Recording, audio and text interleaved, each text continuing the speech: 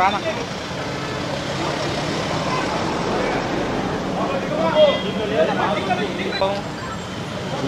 అద్దె వచ్చింది.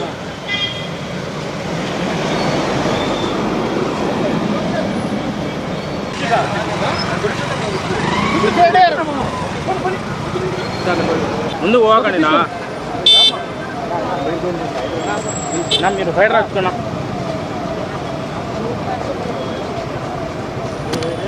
అంతకుముందు జూమ్ ఉన్నాయి కదా నా ఒకరో ముందు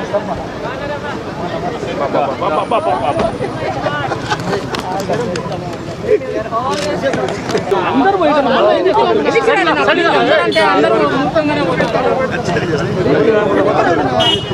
ఉన్నాయి మొత్తం చెప్తాంటే వినరే. ఎనికి రానినా మీరు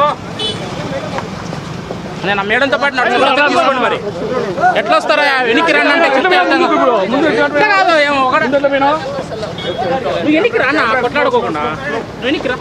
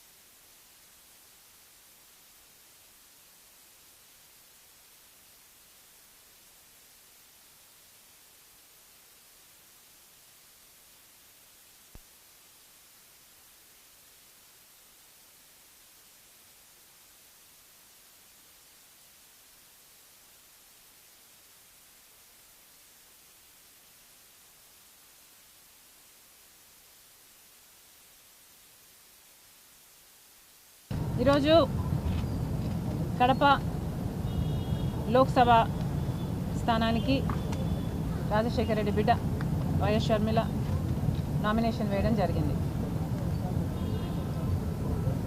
కడప జిల్లా ప్రజలందరూ ఇంకా రాజశేఖర రెడ్డి గారిని, వివేకానంద రెడ్డి గారిని మర్చిపోలేదు కాబట్టి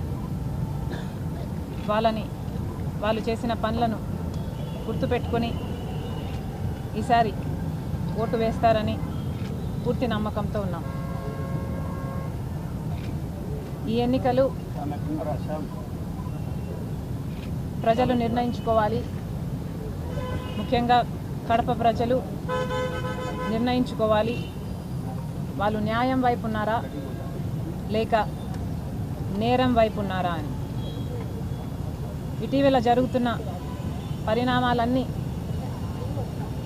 ఒక కడప జిల్లా వాసులే కాదు, ఆంధ్ర రాష్ట్ర ప్రజలందరూ చూస్తున్నారు. మేము ఏదైతే సిబిఐ ఛార్జ్షీట్లో ఉందో ఆ విషయాలు మాత్రమే మాట్లాడడం జరుగుతుంది. ఏ విషయాలు ఛార్జ్షీట్లో లేవో అవి మాకు కూడా తెలియని విషయాలు.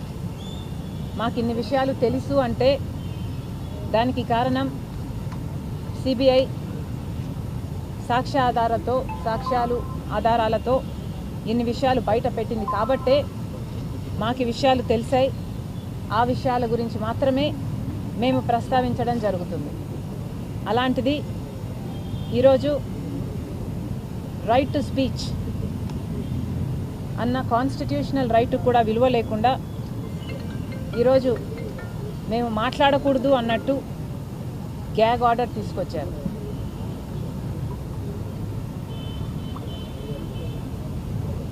2019లో వివేకానంద రెడ్డి గారు చనిపోయినప్పుడు అప్పుడు చంద్రబాబు గారు ఈ హత్య చేయించారు అని ఏమన్నారు, నారాసుర రక్త చరిత్ర అని మాట్లాడిన వాళ్ళు, సాక్షిలో పెద్ద పెద్ద బ్యానర్లు, సాక్షి ఛానల్లో మారుమ్రోగించిన వాళ్ళు, అప్పుడు ఎలక్షన్లప్పుడు వాళ్ళు మాట్లాడొచ్చు, దాంట్లో తప్పు లేదు.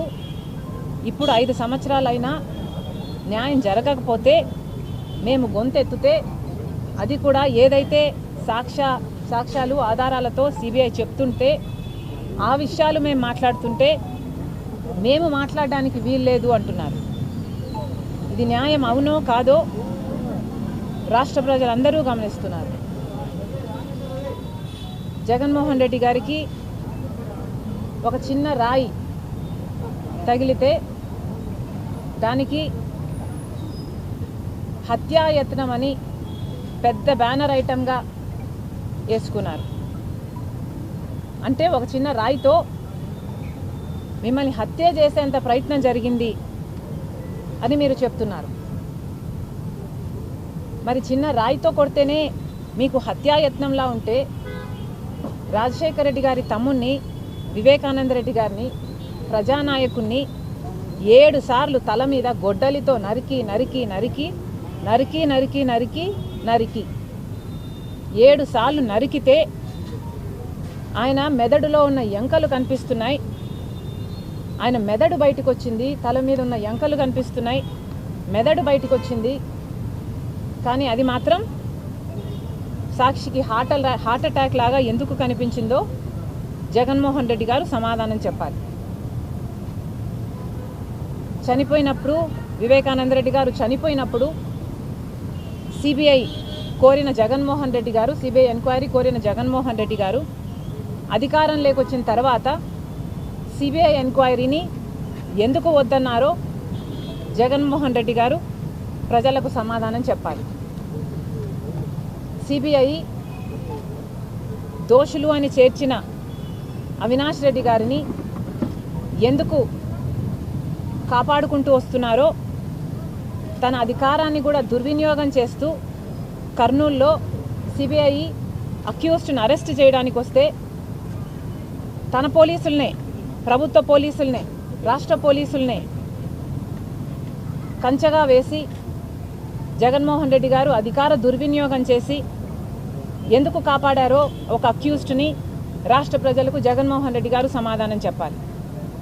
5 సంవత్సరాలుగా మీరు కాపాడడం ఒక ఎత్తు అయితే 5 సంవత్సరాల తర్వాత ఒక అక్యూజ్డ్ని, అది కూడా రాజశేఖర రెడ్డి గారి సొంత తమ్ముడు వివేకానంద రెడ్డి గారిని అతి క్రూరంగా ఘోరంగా చంపించారు అని అక్యూజ్డ్గా సిబిఐ చేర్చిన వాడిని మీరు ఎందుకు మళ్ళీ ప్రోత్సహిస్తున్నారు, ఎందుకు మళ్ళీ ఎంపీ టికెట్ ఇచ్చారో రాష్ట్ర ప్రజలకు జగన్మోహన్ రెడ్డి గారు సమాధానం చెప్పాలి. అన్నిటికంటే ముఖ్యంగా జగన్మోహన్ రెడ్డి గారు సమాధానం చెప్పాలి. 5 సంవత్సరాల క్రితం వివేకానంద రెడ్డి గారిని ఘోరంగా నరికి చంపడం జరిగింది.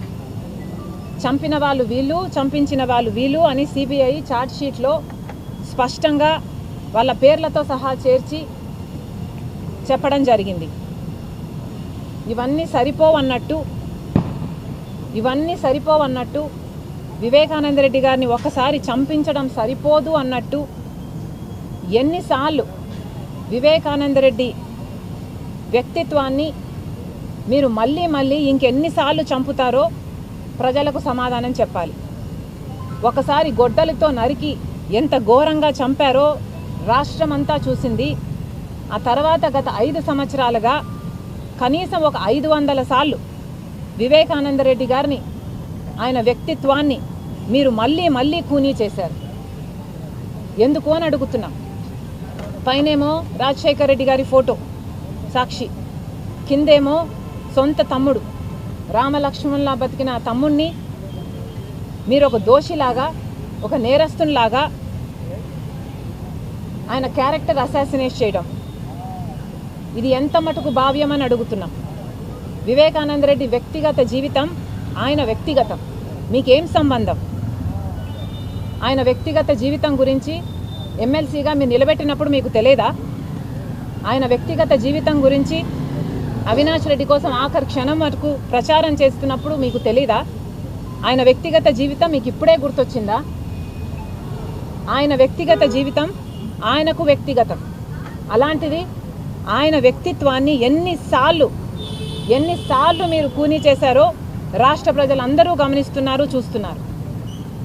సరిపోదన్నట్టు ఈ రోజు వరకు అది చేస్తూనే ఉన్నారు. ఇవన్నీ సరిపోవన్నట్టు ఆయన బిడ్డను కూడా వదిలిపెట్టకుండా దూషిస్తూనే ఉన్నారు, బెదిరిస్తూనే ఉన్నారు, ట్రోల్ చేస్తూనే ఉన్నారు. రాజశేఖర రెడ్డి బిడ్డను నేను అని ఆ మాత్రం కనికరం ఇంగితం లేకుండా మీకోసం 3000 కిలోమీటర్లు పాదయాత్ర చేసిన దాన్ని, మీ ఎలక్షన్ల కోసం బాయ్ బాయ్ బాబు అని క్యాంపెయిన్ నడిపి మీ గెలుపు కోసం నేను పని చేసిన దాన్ని ఒక్కరోజు మీ దగ్గర నుంచి ఒక్క 10 అడగలేదు, ₹1 పని అడగలేదు.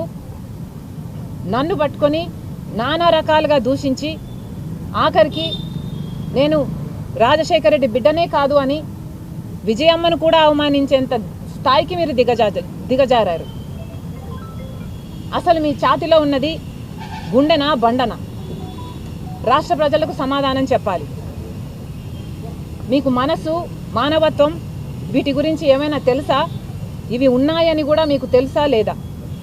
జగన్మోహన్ రెడ్డి గారు సమాధానం చెప్పాలి. మేమైతే న్యాయం కోసం నిలబడ్డాం, ధర్మం కోసం కొట్లాడుతున్నాం. వివేకానంద రెడ్డి గారి ఆత్మ శాంతించాలని, న్యాయం జరగాలని ఈరోజు రాజశేఖర రెడ్డి బిడ్డ పోటీ చేస్తుంది. మరొకసారి చెప్తున్నాం, హత్యా రాజకీయాలను ప్రోత్సహించకండి. హత్యా రాజకీయాలు అంతం కావాలి. ఇలాంటి వాళ్ళు చట్టసభలకు వెళ్ళకూడదు, ఇలాంటి వాళ్ళు అధికారంలో ఉండడానికి వీల్లేదని, ప్రజలందరూ న్యాయం వైపు ఉన్నారని, ప్రజలు ఎప్పుడూ నేరం వైపు నిలవరని నిరూపించాలని రాజశేఖర రెడ్డి బిడ్డ శిరస్సు వంచి చేతులు జోడించి కడప జిల్లా ప్రజలను, రాష్ట్ర ప్రజలను మనస్ఫూర్తిగా ప్రార్థిస్తుంది. Thank you. అమ్మ, మన దేశంలో మనకిష్టం ఉన్నా లేకపోయినా ఎన్నికలు వచ్చేది 5 సంవత్సరాలకు ఒక్కసారి. 5 సంవత్సరాలు సునీతమ్మ పోరాటం చేసింది. పోరాటం ఎంతగా చేసిందో ప్రజలందరూ చూశారు. ఆ పోరాటంలో న్యాయం జరుగునుంటే ఈ 5 సంవత్సరాలలో ఈరోజు సునీతమ్మకు ఈ రోడ్ల మీద వచ్చి తిరగాల్సిన అవసరం ఉండేది కాదు, నేను వచ్చి ఇక్కడ పోటీ చేయాల్సిన అవసరం ఉండేది కూడా కాదు. కానీ న్యాయం జరగలేదు కాబట్టి, 5 సంవత్సరాలు వేచి చూసింది కాబట్టి, ఇప్పుడు న్యాయం కోరే అవకాశం, ప్రజా కోర్టులో న్యాయం కోరే అవకాశం వచ్చింది కాబట్టి ఈరోజు ప్రజాసేవ చేసిన ఒక నాయకుని బిడ్డ వచ్చి కొంగు చాచి న్యాయం చేయండి అని అడుగుతుంది. ఇందులో తప్పేముంది అని అడుగుతున్నాం. ఇది ఎలక్షన్ల కోసం వాడుకున్నట్టు ఎలా అవుతుంది అని అడుగుతున్నాం. ఎలక్షన్లు వచ్చాయి కాబట్టి ప్రజా కోర్టుకు రాగలము అన్న కాన్ఫిడెన్స్ ఇండియన్ సిటిజన్స్కు ఉంది అంటే అది మన కాన్స్టిట్యూషన్ కల్పించిన హక్కు కదా.